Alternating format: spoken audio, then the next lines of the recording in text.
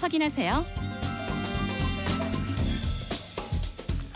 원탁의 기자들 K가 돌아왔습니다. KBS 김준범, 서영민, 석민수 기자 함께합니다. 안녕하세요. 안녕하세요. 새벽에 편지가 왔습니다. 행운의 편지요? 혹시 받아보셨어요? 행운의 편지? 어릴 적에? 받아봤죠. 그래서 어떻게 하셨어요? 받으면 욕했죠. 12통 보내셨어요?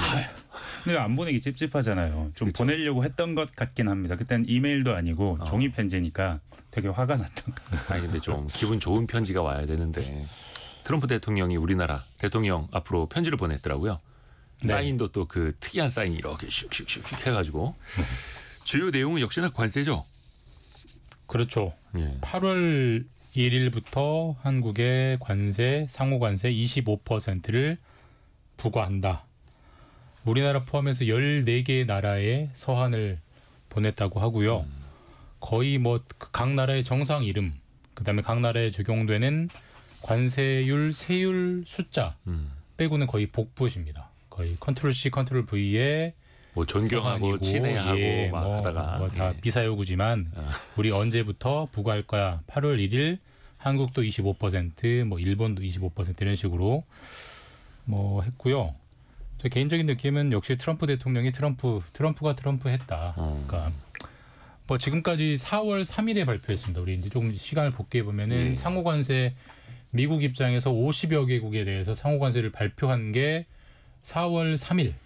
우리 시간으로 4월 3일이었고요. 7월 8일 거의 한 100일 동안 뭐 협의를 진행을 했는데 지금까지 합의된 나라가 딱 두 나라죠. 영국과 베트남이 미국과 합의를 해서 예초 발표된 관세율에서 약간 좀 내려갔고요. 그 두 나라를 빼고는 다 그냥 원래대로 간다.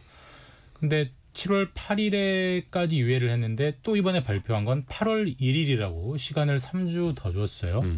전형적인 협상 전략이죠. 난 3주 남았기 때문에 너희 3주 동안 지금까지 100일 동안 열심히 협의한 거 알겠는데 좀 부족해. 더 무릎 꿇을 거 가져와. 이런 시그널을 명확하게 준 거죠, 사실. 네. 일단 저희가 서영민 기자.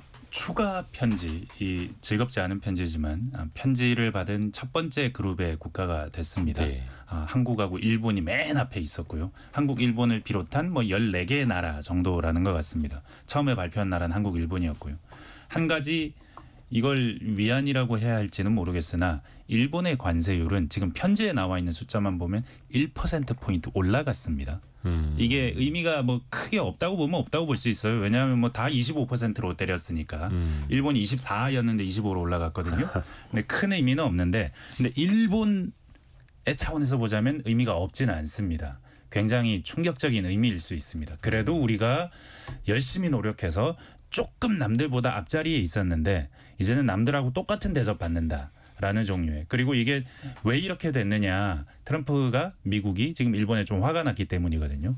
관세 협상 지금까지 진행된 결과와 관련해서. 왜냐하면 일본이 굉장히 까다롭게 나오고 있고 세세하게 하나하나의 품목에 집착하면서 이건 되고 이건 안 되고 이런 식으로 협상을 하고 있었어요. 그래서 일본이 매우 미국이 일본의 협상에 대해서 매우 짜증이 났고 그래서 어느 정도는 특별 대우를 해주지 않는다는 의미이고 근데 이 이유는 여러분들 아시겠지만 일본이 지금 참의원 선거가 20일 날 있습니다. 네. 요거 때문입니다. 요거 때문에 쉽게 양보를 못 해준 겁니다. 근데 쉽게 양보를 못 해준 게 결국에 좋은 결과가 나와야 선거에도 좋은 영향을 미칠 텐데 지금처럼 미국은 화가 나고 그리고 다른 나라와 비슷한 대접을 받게 될 위기에 처해 있고 이런 상황이 돼서 일본 내부 정치적으로 보면 이건 아주 안 좋은 시그널이 되었고 우리 입장에서 보자면 그 정도의 마이너스가 나지는 않은 상황.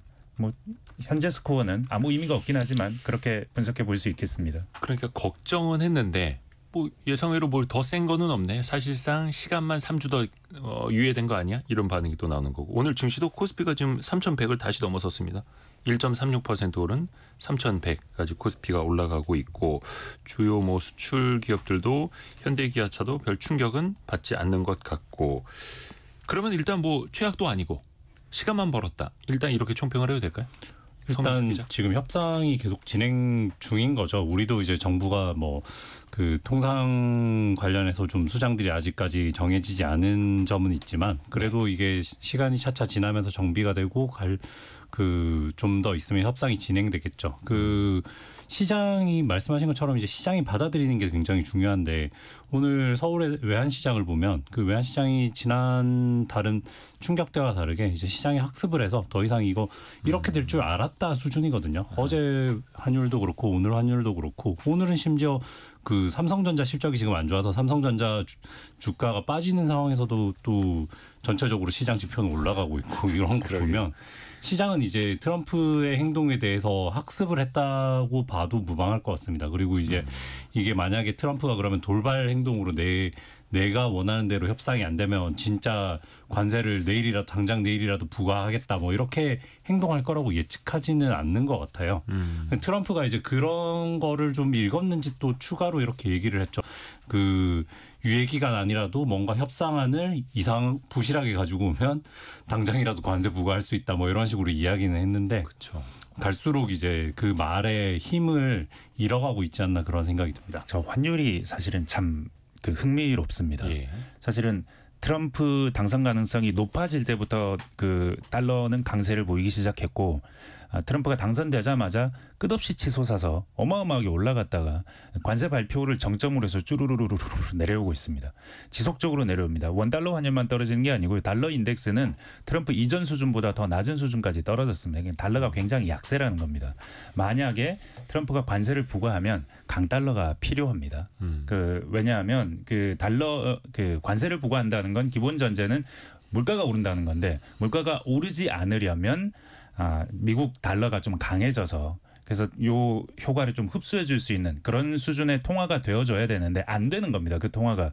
그 말은 뭐 금리 인하 문제도 있고 미국 경기 침체 문제도 있지만 근본적으로는 트럼프 말은 타코다라고 세상은 지금 생각하고 있는 겁니다. 트럼프가 또 말만 하고 뒤로 빠질 거다라고 생각하고 있기 때문에 환율은 이렇게 내려가는 것이고요.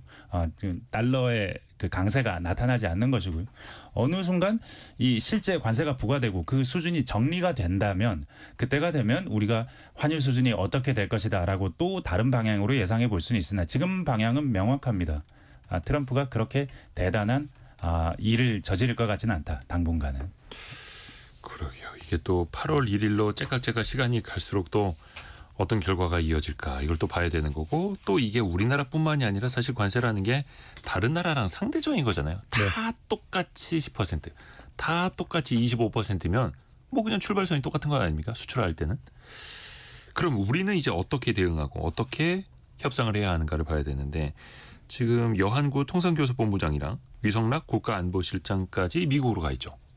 지금 그러니까 통상의 수장 그리고 안보의 수장 둘 다 미국 가서 우리나라 정부 입장에서는 뒤늦은 방학 숙제를 몰아서 하고 있죠.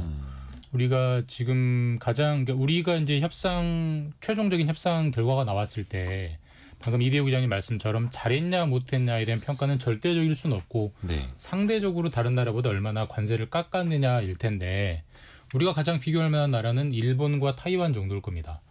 일본은 처음에 24, 한국은 25, 타이완 32 받았었는데 4월 3일에 발표할 때 뭐 트럼프 대통령이 8월 1일을 시한이라고 정했으니까 뭐 또 바뀔지는 모르겠습니다만 네.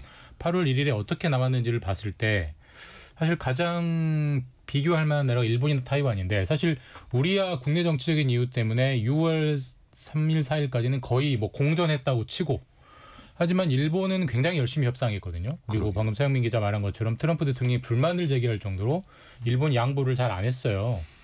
그러니까 열심히 협상한 일본보다 우리가 만약에 관세율이 좀 낮아지면 우리는 결과적으로는 잘한 거로 봐도 될 것 같고 만약에 일본과 똑같이 나오면 뭐 예시당초 뭐 열심히 협상을 하건 안 하건 트럼프는 깎아줄 생각이 없었네라고 보면 될 것 같고 그런 식으로 상대적으로 평가하면 될 것 같은데 근데 지금 아까 뭐 그 성민수 기자가 말한 것처럼 시장이 학습을 했다는 게 굉장히 정확한 평가 같은데 그러니까 지금 8월 1일부터 25%를 부과했다는 게 8월 1일까지 협상한다는 걸로 해석은 되는데 또 많은 반응이 뭐가 나오냐면 뭐 또 7월 30일쯤 가서 또 바꾸겠지. 뭐 이런 식의 얼마든지 말을 바꾼 게 한두 번이 아니기 때문에 사실 그러니까 좀 예측 불가에다가 좀 뭐 예측 불가이기도 하고 그 예측 불가인 게 익숙해져 버리기도 하고 그러니까 별로 이제 크게 반응을 안 하는 것 같아요. 이제. 그러게요. 예. 뭐 미국장이 조금 약보합으로 조금 빠지긴 했습니다만 사상 최고치 가다가 조금 조정받은 거고요. 그래서 이게 뭐 시장이 흔들렸다 이렇게 보기도 아직은 좀 어렵고 일본 같은 경우에도 쌀과 자동차가 핵심인데 사실 이건 우리도 좀 비슷해요. 그렇죠. 예민한 품목이기도 하고 특히 쌀 같은 경우에는.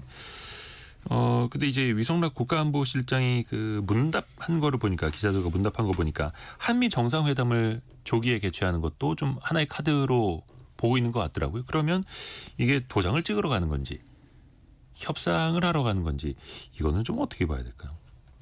만약에 저희가 그 지금 한미 정상회담이 조금 늦춰진 우리가 원했던 것보다 늦춰진 상황으로 봐야 될 것 같은데 근데 만약에 한다면 그때 아마 타결안이 있어서 하는 게 아닐까. 지금 상황에서 미국 입장에서 뭔가 한국이 우리에게 줄 선물이 없다거나 아니면 우리 사이에 뭔가 합의된 것이 없는데 정상을 만나기는 조금 쉽지 않을 것 같다. 그 두 개가 왠지 바인딩 되어 있을 것 같다라는 생각이 듭니다. 통상적으로는 그런데 그렇죠. 통상적인 정상 간의 만남은 실무적으로 다 해놓은 다음에 도장 찍으러 가는 건데 트럼프 대통령은 또 잘 모르겠습니다. 트럼프 대통령이 워낙 탑다운을 좋아한다고 해서 그러니까 실무적인 게 막 정리가 안 될 때 위에서 탁 정리해서 내려버리는 걸 좋아한다고 해서 그렇다면은 도장 찍으러 가는 게 아니라 사실상談판을 하러 가는 거죠. 잘 모르겠습니다. 정상끼리 만났을 때 큰 틀에서의 합의는 가능할 수도 있다는 생각이 들어요. 그러니까 어차피 우리는 그 한미 FTA에 나와 있는 그 관세율과 그다음에 트럼프의 상호 관세 폭을 좁히는 그 한미 FTA 재협상 사실상 해야 될 텐데 그런데 이제 정상끼리 만나서 이런 건 건드리지 맙시다. 또는 자동차 같은 건 예외로 둡시다. 또는 뭐 쌀은 우리 좀 보호해달라. 이런 식의 큰 틀의 합의를 한 다음에 그리고 이제 세부적인 관세 협상을 할 수는 있겠죠. 근데 이제 그게 그 김준범 기자 얘기한 대로 통상적인 흐름은 아닌 거죠. 그리고 우리가 지금 보면 온라인 플랫폼 규제와 그다음에 농산물 개방과 이런 것들을 이제 미국에서 그 줄기차게 요구를 해왔는데 새 정부의 정책 방향이 사실 그것과는 좀 결이 정반대잖아요. 그렇죠. 그래서 거기에 대한 정리도 좀 필요한 상태라서 그런 식의 큰 틀에서의 합의를 먼저 한 다음에 협상을 할 수 있다? 그럴 가능성이 지금은 커 보이진 않습니다.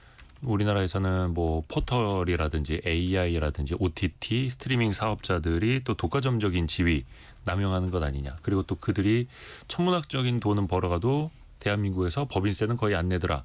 이런 게 또 항상 이제 여론의 도마 위에 오르기는 하는데 이거를 추진하기에는 또 상당히 지금 미국의 또 눈치가 보이기도 하고 이게 눈치라는 표현도 참 안 좋은 거긴 합니다만 이게 말씀하시는 걸 들어보면 그리고 저희가 이 논의의 테이블이 넘어가는 것도 보면 정말 강론으로 가고 있습니다. 이제 무엇을 주고 무엇을 받을 것인지 우리가 지켜야 될 것이 무엇인지 이런 세부적인 협상 단계로 가고 있습니다. 이 전체적인 그림 자체는 트럼프가 원했던 그림은 아니에요. 트럼프는 일단 큰 틀에서 야 너네 우리 지금 미국을 벗겨먹는 동맹국들 중국 더하기 우리를 벗겨먹는 동맹국들 한국, 일본 뭐 이 정도 베트남이 동맹인지는 모르겠으나 하여튼 이 정도 국가를 말하는 겁니다. 이 정도 국가들에 대해서 가만히 있지 않겠다는 게 정확하게 저희가 타깃이에요. 그래서 타깃이기 때문에 우리나라한테서 굉장히 관세율을 많이 받아내거나 아니면 뭔가를 많이 받아내야 되는데 그런 상황으로 가지는 못할 것 같아요.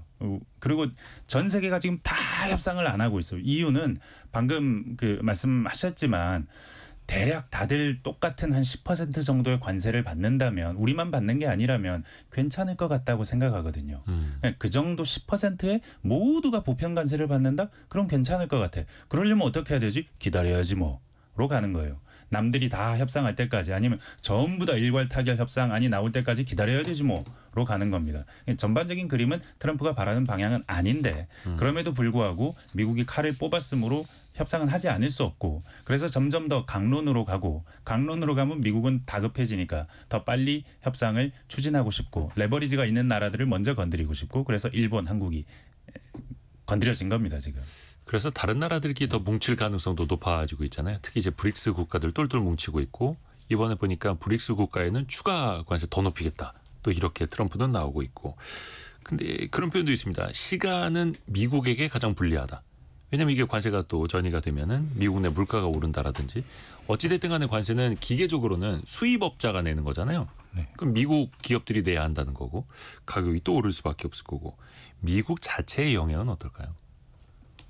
좀 전에 제가 말씀드렸지만 그 2017년 18년에 대중 관세 부과할 때 그때 대중 관세를 꽤 부과해 15, 20% 막 이렇게 넘게 부과했습니다. 근데 결국에는 미국 물가 오르지 않았습니다. 그러니까 경기가 안 좋았기 때문이기도 하지만 방금 말씀드렸듯이 달러화 가치가 높아지면 됩니다.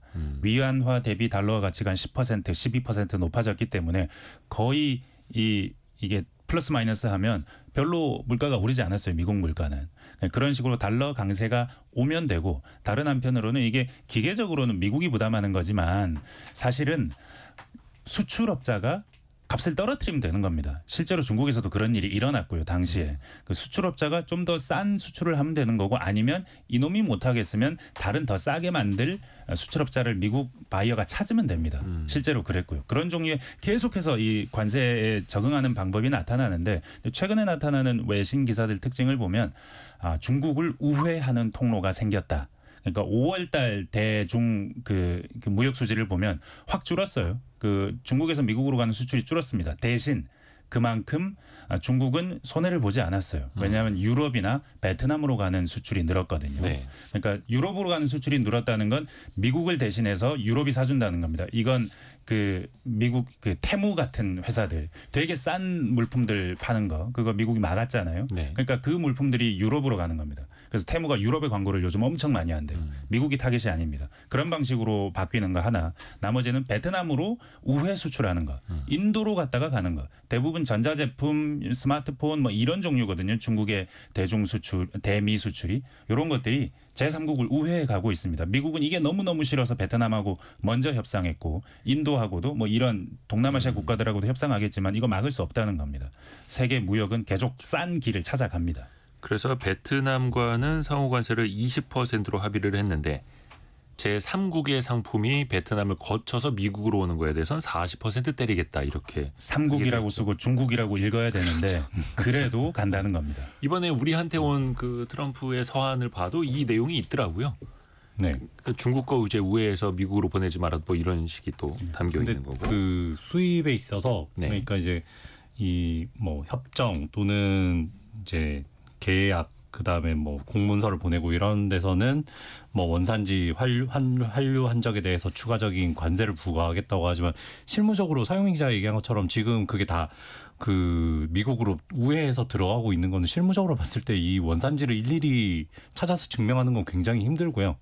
그다음에 이 어차피 우리도 그 비슷한 사례라고 하긴 그렇지만 그 중국에서 물건이 너무 많이 들어오니까 평택항에서 통관이 안 되고 이런 일이 발생하잖아요. 실제로 그거를 당사국이 수입을 하는 국가가 이걸 일일이 다 원산지를 챙겨보고 이 철강이 어디서 만들어진 건지 따져서 수입하는 거는 굉장히 어렵다. 그래서 뭐 이런 거는 우회하는 효과가 나타날 수밖에 없다. 이렇게 볼 수 있을 것 같습니다. 그러니까 우리 입장에서는 어쨌든 관세라는 악재가 참 걱정스러운 악재인 건 여전한데 네. 근데 이제 올 초에 걱정하는 것만큼 우리가 정말 공포에 떨 거냐는 아니라는 게 그리고 시간은 트럼프 대통령에게 더 불리하다는 게 점점 나오고 있어요. 네. 일단 상반기 수출 결과 보면은 상반기는 일단 상호관세는 유예됐습니다만은 철강이나 자동차 같은 경우는 관세가 부과됐거든요. 네. 우리나라의 주요 수출품인 자동차가 미국에 가면서 25% 관세를 맞고 갔는데 상반기 우리나라 수출 성적표를 막상 까보니 관세가 없었던 작년하고 거의 비슷합니다. 작년에 굉장히 수출 좋았거든요. 그다음에 중국도 방금 서영민 기자 말한 것처럼 미국에 덜 팔지 뭐 유럽에 더 팔래 잘 버티고 있어요. 그러니까 그 주요 수출국들이 미국에서 설령 관세를 때린다 해도 당장 그렇게 타격이 오지 않는다는 게 경험적으로 학습이 되고 있고요. 그러니까 덜 급해지는 거죠.